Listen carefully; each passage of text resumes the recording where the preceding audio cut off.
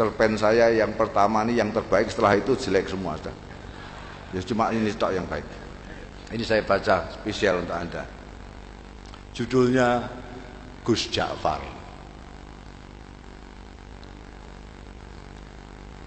Di antara putra-putra Kiai Saleh, pengasuh pesantren Sabilul Muttaqin dan sesepuh di daerah kami, Gus Ja'farlah yang paling menarik perhatian masyarakat. Mungkin Gus Ja'far tidak sealim dan sepandai saudara-saudaranya, tapi dia mempunyai keistimewaan yang membuat namanya tenar hingga keluar daerah. Malah konon beberapa pejabat tinggi dari pusat memerlukan sowan khusus ke rumahnya setelah mengunjungi Kiai Saleh. Kata Kang Solikin yang dekat dengan keluarga Dalem, bahkan Kiai Saleh sendiri segan dengan anaknya yang satu itu. Kata Kiai, Gus Ja'far itu lebih tua dari beliau sendiri. Cerita Kang Solikin suatu hari kepada kawan-kawannya yang sedang membicarakan putra bungsu Kiai Saleh itu. Saya sendiri tak paham apa maksudnya kok anaknya lebih tua dari beliau itu. Tapi Gus Ja'far memang luar biasa, kata Mas Bambang, pegawai Pemda yang sering mengikuti pengajian subuh Kiai Saleh. Matanya itu loh, sekilas saja beliau melihat kening orang, kok langsung bisa melihat rahasianya yang tersembunyi. Kalian ingat enggak Sumini yang anak penjual rujak di terminal lama yang dijuluki perawan tua itu? Sebelum dilamar orang Sabrang kan ketemu Gus Ja'far. Waktu itu Gus Ja'far bilang, "Sum, kulihat kok keningmu kok bersinar, sudah ada yang ngelamar ya?" Duh, tak lama kemudian orang Sabrang itu datang melamar Sumini. Kang Kandar kan juga begitu, timpal Mas Guru Slamet. Kalian kan mendengar sendiri ketika Gus Ja'far bilang kepada tukang kebun SD 4 itu, "Kang, saya lihat hidung sampean kok sudah bengkok. Sudah capek menghirup napas ya?" Loh, ternyata besoknya Kang Kandar meninggal.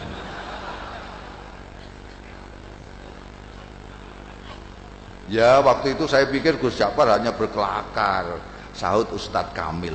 Nggak taunya beliau sedang membaca tanda pada diri Kang Kandar. Saya malah mengalami sendiri, kata Lek Salamun pemborong yang dari tadi sudah kepengen ikut bicara.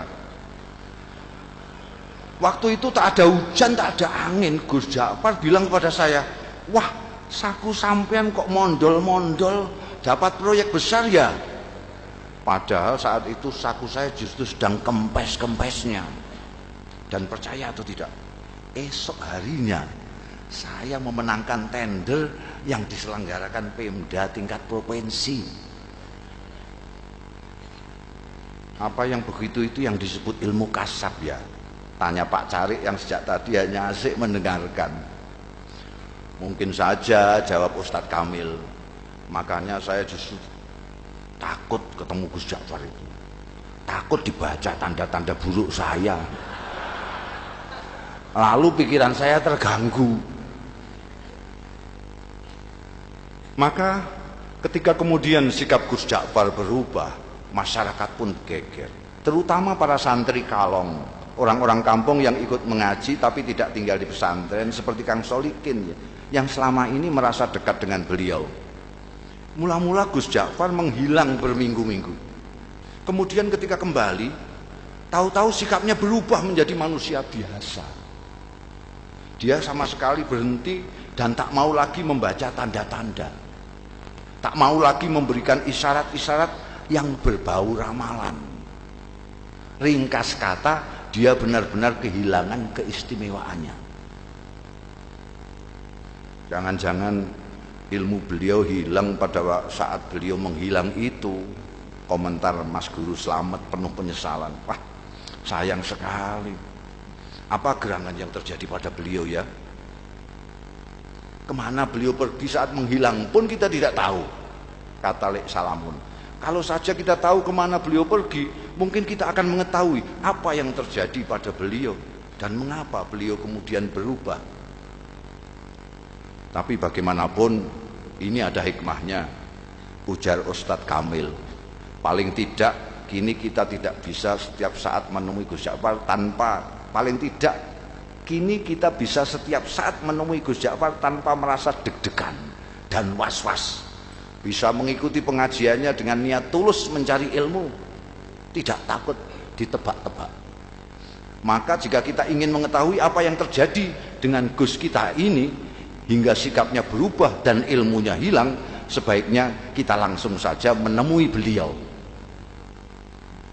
Begitulah sesuai usul Ustadz Kamil, pada malam Jumat sehabis wiridan salat Isya, saat mana Gus Ja'far Prei tidak mengajar, rombongan santri Kalong sengaja mendatangi rumahnya. Kali ini hampir semua anggota rombongan merasakan keakraban Gus Ja'far jauh melebihi yang sudah-sudah. Mungkin karena kini tidak ada lagi sekat berupa rasa segan, was-was dan takut dibaca tanda-tanda. Setelah ngobrol ke sana kemari, akhirnya Ustadz Kamil berterus terang mengungkapkan maksud utama kedatangan rombongan. Gus, di samping silaturahmi seperti biasa, malam ini kami datang juga dengan sedikit keperluan khusus.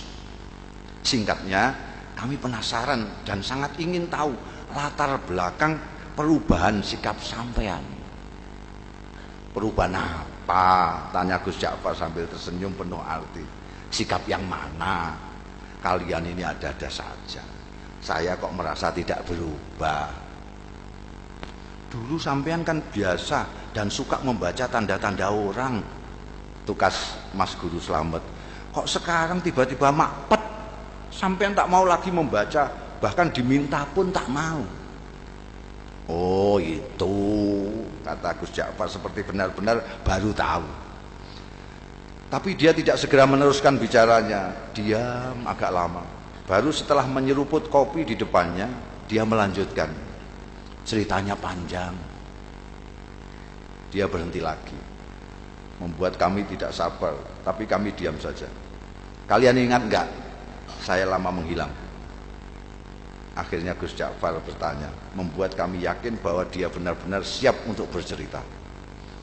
Maka serempak kami mengangguk. Suatu malam saya bermimpi ketemu almarhum ayah. Dan saya disuruh mencari seorang wali sepuh yang tinggal di sebuah desa kecil di lereng gunung yang jaraknya dari sini sekitar 200 km ke arah selatan. Namanya Kiai Tawakal. Kata ayah dalam mimpi itu, hanya kiai-kiai tertentu yang tahu tentang kiai yang usianya sudah lebih 100 tahun ini. Santri-santri belajar kepada beliau pun rata-rata sudah disebut kiai di daerah masing-masing. Terus terang, sejak bermimpi itu saya tidak bisa menahan keinginan saya untuk berkenalan dan kalau bisa berguru kepada wali tawakal itu. Maka dengan diam-diam dan tanpa pamit siapa-siapa, saya pun pergi ke tempat yang ditunjukkan ayah dalam mimpi dengan niat bil barokah dan menimba ilmu beliau. Ternyata ketika sampai di sana, hampir semua orang yang saya jumpai mengaku tidak mengenal nama Kiai Tawakal. Baru setelah seharian melacak ke sana kemari, ada seorang tua yang memberi petunjuk. Cobalah nak mas, ikuti jalan setapak di sana itu, katanya. Nanti nak mas akan berjumpa dengan sebuah sungai kecil. Terus saja nak mas menyeberang.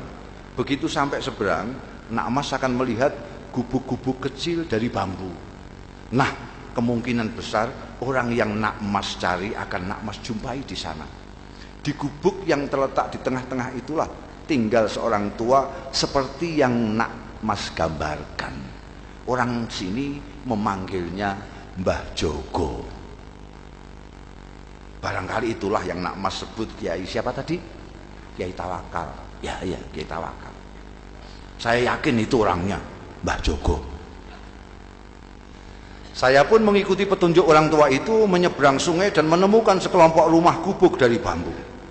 Dan betul, di gubuk bambu yang terletak di tengah-tengah, saya menemukan Kiai Tawakal alias Mbah Joko sedang dikelilingi santri-santrinya yang rata-rata sudah tua. Saya diterima dengan penuh keramahan, seolah-olah saya sudah merupakan bagian dari mereka. Dan kalian tahu, ternyata penampilan Kiai Tawakal sama sekali tidak mencerminkan sosoknya sebagai orang tua. Tubuhnya tegap, wajahnya berseri-seri, kedua matanya indah memancarkan kearifan. Bicaranya jelas dan teratur, hampir semua kalimat yang meluncur dari mulutnya bermuatan kata-kata hikmah. Tiba-tiba Gus Ja'far berhenti, menarik napas panjang, baru kemudian melanjutkan. Hanya ada satu hal yang membuat saya terkejut dan terganggu. Saya melihat di kening beliau yang lapang ada tanda yang jelas sekali, seolah-olah saya membaca tulisan dengan huruf yang cukup besar dan berbunyi ahli neraka. Astagfirullah. Belum pernah selama ini saya melihat tanda yang begitu gamblang. Saya ingin tidak mempercayai apa yang saya lihat. Pasti saya keliru. Masa seorang yang dikenal wali, berilmu tinggi, dan disegani banyak kiai yang lain disurat sebagai ahli neraka? Tak mungkin. Saya mencoba meyakinkan diri saya bahwa itu hanyalah ilusi, tapi tak bisa. Tanda itu terus melekat di kening beliau. Bahkan belakangan saya melihat tanda itu semakin jelas ketika beliau habis berwudu. Gila. Akhirnya niat saya untuk menimba ilmu kepada beliau, meskipun secara lisan memang saya sampaikan demikian, dalam hati sudah berubah menjadi keinginan untuk menyelidiki dan memecahkan keganjilan ini. Beberapa hari saya amati perilaku Kiai Tawakal. Saya tidak melihat sama sekali hal-hal yang mencurigakan. Kegiatan rutinnya sehari-hari tidak begitu berbeda dengan kebanyakan kiai yang lain. Mengimami salat jamaah, melakukan salat sunnah seperti duha, tahajud, witir dan sebagainya, mengajar kitab-kitab, umumnya kitab-kitab besar, mujahadah, zikir malam, menemui tamu dan semacamnya. Kalaupun beliau keluar, biasanya untuk memenuhi undangan hajatan atau, dan ini sangat jarang sekali, mengisi pengajian umum. Memang ada kalanya beliau keluar pada malam-malam tertentu, tapi menurut santri-santri yang lama, itu pun merupakan kegiatan rutin yang sudah dijalani Kiai Tawakal sejak muda. Semacam lelono broto, kata mereka. Baru setelah beberapa minggu tinggal di pesantren, saya mendapat kesempatan atau tepatnya keberanian untuk mengikuti Kiai Tawakal keluar. Saya pikir inilah kesempatan untuk mendapatkan jawaban atas tanda tanya yang selama ini mengganggu saya. Begitulah pada suatu malam purnama, saya melihat Kiai keluar dengan berpakaian rapi. Beliau berbelok. Ketika kemudian saya ikuti belok, saya kaget, ternyata sosoknya tak kelihatan lagi. Yang terlihat justru sebuah warung yang penuh pengunjung. Terdengar gelak tawa ramai sekali. Dengan bengong saya mendekati warung terpencil dengan penerangan petromak itu. Dua orang wanita, yang satu masih muda, yang satu lagi agak lebih tua, dengan dandanan yang menor, sibuk melayani pelanggan sambil menebar tawa genit ke sana kemari. Tidak mungkin Kiai mampir ke warung ini, pikir saya.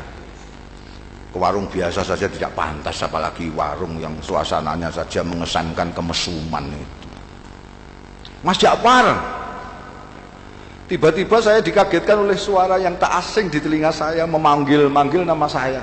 Masya Allah, saya hampir tidak mempercayai pendengaran dan penglihatan saya. Memang betul, mata saya melihat Kiai Tawakal melambaikan tangan dari dalam warung. Dengan kikuk dan pikiran tak karuan, saya pun terpaksa masuk dan menghampiri Kiai saya yang duduk santai di pojok. Warung penuh dengan asap rokok. Kedua wanita menor menyambut saya dengan senyum penuh arti. Kiai Tawakal menyuruh orang di sampingnya untuk bergeser, kasih kawan saya ini tempat sedikit. Lalu kepada orang-orang yang ada di warung, Kiai memperkenalkan saya, katanya, ini kawan saya, dia baru datang dari daerah yang cukup jauh, cari pengalaman katanya. Mereka yang duduk dekat serta-merta mengulurkan tangan, menjabat tangan saya dengan ramah, sementara yang jauh melambaikan tangan. Saya masih belum sepenuhnya menguasai diri, masih seperti dalam mimpi. Ketika tiba-tiba saya dengar Kiai menawari, minum kopi ya. Saya mengangguk asal mengangguk. Kopi satu lagi yuk, kata Kiai kepada wanita warung sambil mendorong piring jajan ke dekat saya. Silakan, ini namanya Rondo Royal, tape goreng kebanggaan warung ini. Lagi-lagi saya hanya mengangguk kepala asal mengangguk. Kiai Tawakal kemudian asik kembali dengan kawan-kawannya dan membiarkan saya bengong sendiri. Saya masih tak habis pikir, bagaimana mungkin Kiai Tawakal yang terkenal waliullah dan dihormati para kiai lain bisa berada di sini, akrab dengan orang-orang beginian, bercanda dengan wanita warung. Inikah yang disebut Lelono Broto? Ataukah ini merupakan dunia lain beliau yang sengaja disembunyikan dari umatnya? Tiba-tiba saya seperti mendapat jawaban dari tanda tanya yang selama ini mengganggu saya, dan karenanya saya bersusah payah mengikutinya malam ini. Oh, pantas di keningnya aku lihat tanda itu. Tiba-tiba sikap dan pandangan saya terhadap beliau berubah. Mas, sudah larut malam. Tiba-tiba suara Kiai Tawakal membuyarkan lamunan saya. Kita pulang yuk. Dan tanpa menunggu jawaban saya, Kiai membayari minuman dan makanan kami, berdiri, melambai kepada semua, kemudian keluar. Seperti kerbau dicocok hidung, saya pun mengikutinya. Ternyata setelah melewati kebun sengon, Kiai Tawakal tidak menyusuri jalan-jalan yang tadi kami lewati. Biar cepat, kita mengambil jalan pintas saja ya, katanya. Kami melewati pematang, lalu menerobos hutan, dan akhirnya sampai di sebuah sungai. Dan sekali lagi saya menyaksikan kejadian yang mengguncangkan. Kiai Tawakal berjalan di atas permukaan air sungai seolah-olah di atas jalan biasa saja. Delonyor-delonyor. Sampai di seberang, beliau menoleh ke arah saya yang masih berdiri mematung. Beliau melambai, ayo, teriaknya.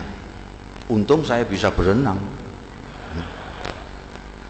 Saya pun kemudian berenang menyeberangi sungai yang cukup lebar. Sampai di seberang, ternyata Kiai Tawakal sudah duduk-duduk di bawah pohon randu alas menunggu. Kita istirahat sebentar, katanya, tanpa menengok saya yang sibuk berpakaian. Kita pasti punya waktu, insya Allah sebelum subuh kita sudah sampai pondok. Setelah saya ikut duduk di sampingnya, tiba-tiba dengan suara berwibawa, Kiai berkata mengejutkan, bagaimana? Kau sudah menemukan apa yang kau cari? Apakah kau sudah menemukan pembenar dari tanda yang kau baca di kening saya? Mengapa kau seperti masih terkejut? Apakah kau yang mahir melihat tanda-tanda menjadi ragu terhadap kemahiranmu sendiri?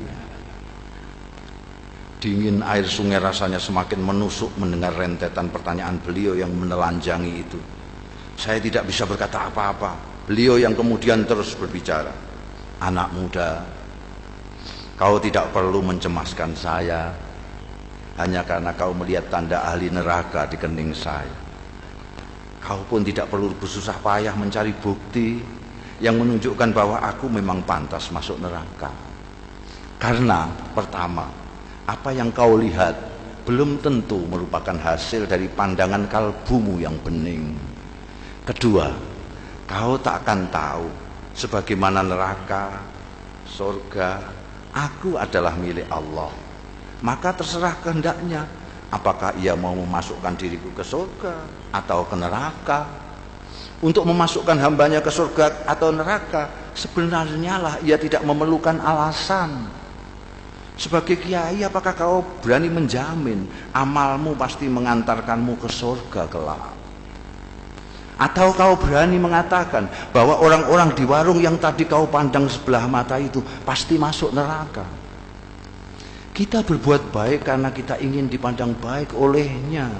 Kita ingin berdekat-dekat dengannya.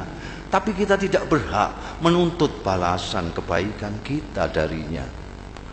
Mengapa? Karena kebaikan kita pun berasal darinya. Bukan begitu? Bukan begitu. Aku hanya bisa menuntut. Sementara Kiai Tawakal terus berbicara sambil menepuk-nepuk punggung saya. Kau harus lebih berhati-hati bila mendapat cobaan Allah berupa anugerah. Cobaan yang berupa anugerah tidak kalah gawatnya dibanding cobaan yang berupa penderitaan. Seperti mereka yang di warung tadi, kebanyakan mereka orang susah. Orang susah sulit kau bayangkan bersikap takabur atau ujub, atau sikap-sikap lain yang cenderung membesarkan diri sendiri. Berbeda dengan mereka yang mempunyai kemampuan dan kelebihan. Godaan untuk takabur, sombong dan sebagainya itu datang setiap saat. Apalagi bila kemampuan dan kelebihan itu diakui oleh banyak pihak. Malam itu saya benar-benar merasa mendapatkan pemahaman dan pandangan baru dari apa yang selama ini sudah saya ketahui. Ayo kita pulang. Tiba-tiba Kiai bangkit. Sebentar lagi subuh. Setelah sembahyang subuh nanti kau boleh pulang. Saya tidak merasa diusir. Nyatanya memang saya sudah mendapat banyak dari Kiai luar biasa ini. Ketika saya ikut bangkit, saya celinguan. Kiai Tawakal sudah tak tampak lagi. Dengan bingung saya terus berjalan. Ku dengar azan subuh berkumandang dari sebuah surau, tapi bukan surau bambu kami. Seperti orang linglung, saya datangi surau itu dengan harapan bisa ketemu dan berjamaah salat subuh dengan Kiai Tawakal. Tapi jangankan Kiai Tawakal, orang yang mirip beliau pun tak ada. Tak seorang pun dari mereka yang berada di surau itu yang saya kenal. Baru setelah sembahyang, seseorang menghampiri saya. Apakah sampean Ja'far? Tanyanya. Ketika saya mengiyakan, orang itu pun menyerahkan sebuah bungkusan besar yang ternyata berisi barang-barang milik saya sendiri. Ini titipan Mbah Jogo. Katanya milik sampean. Beliau di mana? Tanya saya buru-buru. Mana saya tahu, jawabnya. Mbah Joko datang dan pergi semaunya. Tak ada seorang pun yang tahu dari mana beliau datang dan kemana beliau pergi. Begitulah ceritanya. Dan Kiai Tawakal alias Mbah Jogo yang telah berhasil mengubah sikap saya itu tetap merupakan misteri. Gus Ja'far sudah mengakhiri ceritanya, tapi kami yang dari tadi suntuk mendengarkan masih diam tercenung sampai Gus Ja'far kembali menawarkan sungguhannya. Monggo, monggo, tidak. Wassalamualaikum warahmatullahi wabarakatuh.